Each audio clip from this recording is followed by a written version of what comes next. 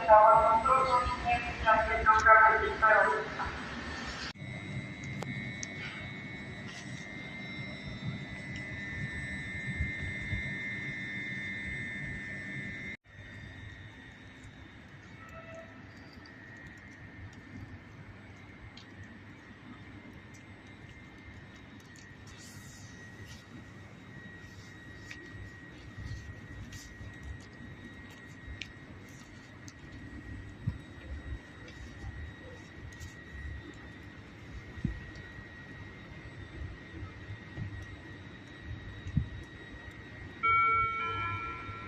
Pociąg Rykiów-Biała do stacji Kraków przez stację Kęty-Antyków stoi na przy peronie trzecim.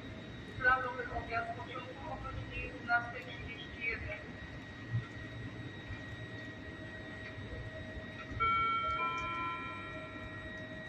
Pociąg osobowy S5 do stacji Żywiec przez stację Wilkowice-Wystra Łodygowice odjedzie z toru drugiego przy peronie drugim. Prosimy zachować ostrożność i nie zbliżać się do krawędzi peronu. Życzymy Państwu przyjemnej podróży.